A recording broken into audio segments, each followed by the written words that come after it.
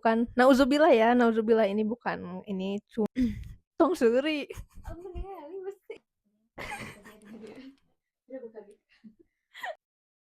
Enggak kamu bidadari loh. Kita tuh muak gitu sebagai orang-orang yang bisa. Hai everyone, welcome back to my channel. Jadi di video kali ini sebenarnya ini adalah video unscripted, tanpa skrip dan benar-benar mendadak karena aku lagi pengen sharing dengan teman aku juga. Ini akan jadi sesi chit chat kecil dari kita. Semoga kalian suka dan semoga bermanfaat. Mungkin akan ada banyak hal yang tidak sesuai ekspektasi, and let's get started. Yap, seperti yang kita ketahui gitu bahwa dunia dunia masa atau media sosial sekarang tuh lagi disibukkan dengan berbagai macam perselingkuhan. Jadi sekarang tuh dunia lagi darurat perselingkuhan. Nah, sebenarnya itu membuat kita tuh muak gitu sebagai orang-orang yang misalnya belum menikah atau misalnya nanti akan memutuskan kita akan untuk menikah. Jadi kayak kok gini banget sih dunia pernikahan bla bla bla bla. Dan di sini kita pengen ngutarain gitu pikiran-pikiran dan pendapat-pendapat kita tentang hal tersebut. Nah, sekarang aku sama teman aku, Ami, aku mau tanya nih sama kamu. Seperti yang kita ketahui gitu ya, yang sekarang lagi banyak kasus maraknya adalah perselingkuhan dan ada salah satu public figure juga yang melakukan hal tersebut. Kalian mungkin bisa tahu itu siapa. Nah, mungkin yang ingin aku tanyakan kamu itu adalah kenapa sih orang-orang tuh bisa gampang banget untuk melakukan perselingkuhan gitu, apalagi ketika dia tuh adalah seorang ibu, seorang istri, atau mungkin dia memiliki ikatan dengan seorang. Kenapa bisa gitu dengan mudah memutuskan untuk berkhianat terhadap yang namanya hubungan gitu. Gimana? Ini pertanyaannya tuh istri banget ya. Yes, kan kita calon-calon istri gitu. Oke. Jangan dari sudut pandang istri ya. Terlalu ini soalnya aku bukan istri nih. Kita belum. Banyak hal yang mengundang seseorang buat melakukan perselingkuhan. Contohnya, yang pertama, sama-sama nggak bersyukur. Jadi yang berselingkuh tuh kayak kita udah punya pasangan nih 100% kan dalam hubungan tuh sempurna. Entah yang satunya 50-50, 60-40, 70-30 kan enggak semua kalau mau dapat 100 tuh harus 50-50 kan. Entah dari ceweknya yang lebih tinggi atau dari cowoknya yang di bawah. Tapi ketika hubungan itu mampu menerima satu sama lain, ya nggak bakal ada tuh yang namanya perselingkuhan. Jadi intinya perselingkuhan tuh hanya mencari sensasi apanya di bawah pasangannya. Apa sih yang kita cari dalam hubungan? Banyak lah. Contohnya kita ingin tenang, kita butuh dilindungi. Sebagai wanita ya, kita tuh nggak menutup kemungkinan buat terus dimanja sama yang namanya pasangan kita. Iya kan? Yap. Iya kan? Bener kan? Jadi ketika kita sudah memiliki pasangan yang emang sih nggak semua ya pasangan tuh harus sesuai dengan apa yang kita minta. Soalnya Tuhan tuh memberikan apa yang kita butuhkan, bukan apa yang kita inginkan. Ketika kita meminta sesuatu keinginan, tapi nggak semua ya yang Tuhan kasih ke kita tuh sesuai dengan apa yang kita minta. Tapi di balik itu Tuhan memberikan kita pasangan yang menurutnya lebih baik untuk kita. Contohnya, misalkan aku kan masih kecil nih, minta pasangan yang kayak, oh Tuhan aku pengen dia tuh yang kayak opa-opa. Dapat nih misalnya, tapi kan ketika kita dapat nih, di sana kita tuh antara bersyukur atau malah mencari yang lebih, mau di atas atau di bawah, nggak tahu kan. Nah, ketika kita sudah mendapatkan pasangan yang kita inginkan, yang namanya manusia, manusia kan nggak lepas dari godaan syaitan. Nggak kamu bidadari loh. Nggak terlepas dari godaan syaitan ya. Banyak godaan yang membuat hubungan itu renggang. Banyak hal yang membuat seseorang melakukan buat perselingkuhan. Tapi kalau menurut aku nih, aku ya kalau aku pribadi, aku kalau udah dapat yang spek opa-opa kayak misalnya opa Namjoon, opa Suga, nggak bakal aku selingkuh, soalnya apa ya, dia tuh udah lebih lebih lebih dari perfect dan intinya kita harus bersaing dengan banyak orang buat mendapatkan opa-opa itu. Tapi soalnya selingkuh tuh bikin kita capek. Capek gak sih? Capek cari cara buat sembunyi-sembunyi, capek cari cara buat ketemu, atau capek cari cara buat berbohong dan mencari alasan agar kita bisa ketemu dengan selingkuhan kita. Bener kan? Jadilah orang yang melakukan perselingkuhan tuh sangat di luar apanya, Nalar. nggak ada otak, bener-bener minus, nggak bisa dirubah kan.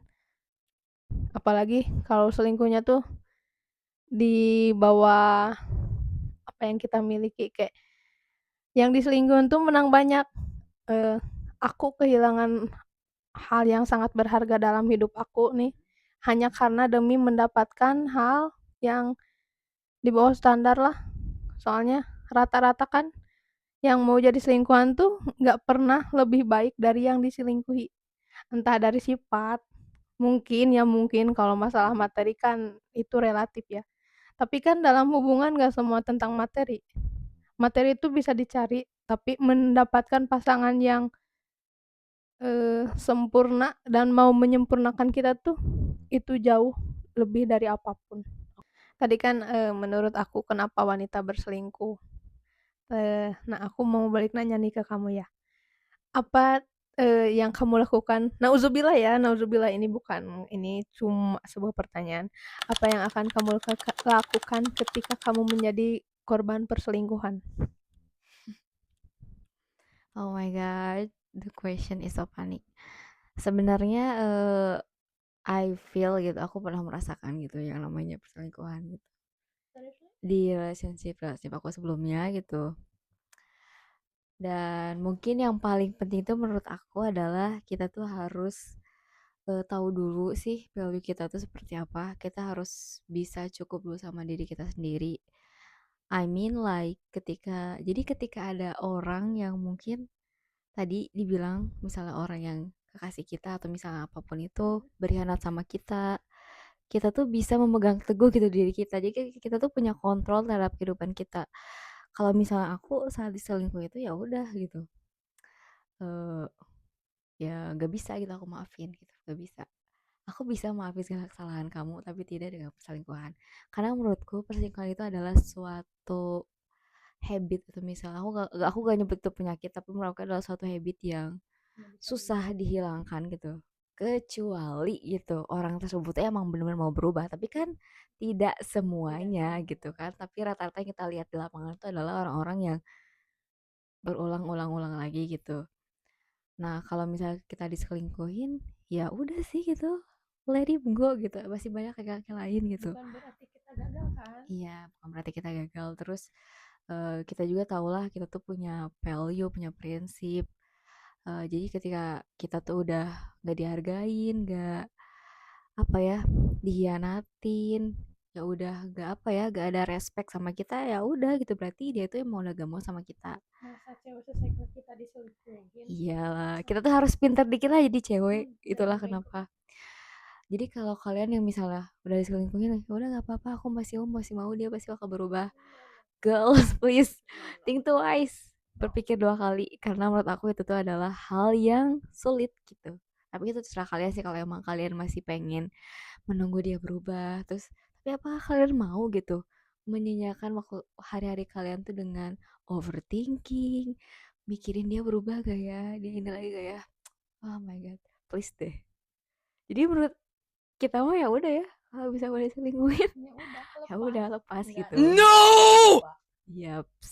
Oke kan seperti yang tadi kita udah bahas tentang perselingkuhan. Menurut sudut pandang kita nih, menurut kamu nih, sebelum kita mulai hubungan tuh alangkah baik kita tuh mempersiapkan apa gitu sebagai seorang perempuan. Karena menurut aku kan kita tuh harus punya banyak banget gitu prepare dan juga hal-hal yang harus kita siapin sebelum masuk dalam satu hubungan. Kalau menurut kamu apa nih gitu? Biar hubungan tersebut tuh bisa berjalan dengan ideal dan sehat sesuai dengan yang kita mau. Oke, makasih buat pertanyaan randomnya. Pertanyaannya kan tuh, apa yang harus kita siapkan ketika kita ingin memulai sebuah hubungan. Sebelum kita memulai sebuah hubungan dengan yang namanya laki-laki, hal-hal yang harus kita persiapkan tuh self love dulu, bener gak? Ketika kita sudah benar-benar mencintai diri kita, kita tuh bakal bisa menentukan tipe cowok kita, bener kan? Ya. Soalnya gini, ketika kita sudah mengetahui apa yang kita butuhkan, apa yang kita inginkan, kita gak bakal bisa ngasal buat suka ke seseorang. Gak semua cowok pantas buat kita sukai, gak semua cowok pantas buat kita perjuangkan, dan gak semua cowok pantas buat kita kejar. Ngejar di sini tuh bukan kayak ngejar, iya aku suka sama dia, pepet nih pepet, enggak, big no. Tidak, buat cewek jangan gitu ya. Karena hakikatnya cewek tuh dikejar, bukan mengejar. Kalaupun kita mau mengejar cowok itu, jangan ditunjukin ke orangnya, lewat di jalur langit, tahu kan? Banyak yang misalnya hal-hal yang mustahil nih menjadi mungkin ketika kita sudah mengadukan kepada pihak yang di atas. Oh, Masya Allah. Balik lagi ya ke pertanyaan tadi, hal-hal yang perlu kita siapkan ketika kita ingin memulai suatu hubungan. Selain kita harus mencintai diri kita sendiri, kita juga harus banyak-banyak belajar dan tahu hal-hal apa yang dibutuhkan ketika kita akan menjalin hubungan. Pertama, kita harus benar-benar siap buat memahami makhluk lain selain diri kita sendiri. Tahu kan cewek tuh makhluk-makhluk paling ribet. Nah, ketika kita sudah benar-benar siap menjalin hubungan, hal-hal yang bikin ribet tuh sebenarnya gak bakal ada. Soalnya ketika kita sudah menerima nih hubungan kita, kayak kita tuh bakal bisa menerima cara orang itu buat mencintai kita sesuai dengan cara mereka, bukan sesuai cara yang kita mau. Contohnya, dari berbagai sisi nih, nggak semua kan kisah cinta tuh sama. Kadang ada yang bucin, kadang ada yang dingin, kadang apoy dan sama apoy dan. Soalnya itu tuh kayak seru ya, sama-sama ngimbangi. Nah, ketika orang yang berhubungan tuh belum siap, yang ada isinya hubungan tuh cuma pertengkaran. Kalau nggak pertengkaran yang paling overthinking kan. Nah, itu tuh tandanya kita tuh belum siap buat menjalin hubungan. Soalnya ketika kita sudah benar-benar siap buat menjalin hubungan, ya udah serahin aja weh. Mau dia gimana pun juga kayak ya udah lepas. Soalnya apapun yang akan menjadi milik kita tuh bakal kembali lagi sama kita. Jadi kita tuh nggak perlu ngekang ataupun banyak memikirkan hal-hal yang buruk ya tentang hubungan misalnya, ini aku bakal gimana ya sama dia ke depannya? Nggak perlu lah, nggak perlu ada pertanyaan begitu. Soalnya, orang kalau emang bener-bener udah niat dan mau menjalin hubungan serius dengan kita, orang itu bakal datang sendiri tanpa kita minta, tanpa kita kasih embel-embel pertanyaan. Jadi, sebelum kalian menjalin hubungan, lebih baik kalian persiapkan dulu diri kalian untuk memahami berbagai kasus dan memahami berbagai cara seseorang mencintai kita. Soalnya yang namanya menyatukan dua kepala kan nggak harus sama, yang penting tujuannya tuh sama, meskipun caranya berbeda. Selagi tujuannya tuh sama, meskipun cara pandang ataupun menjalaninya agak-agak beda dikit ya, ya udah terima aja.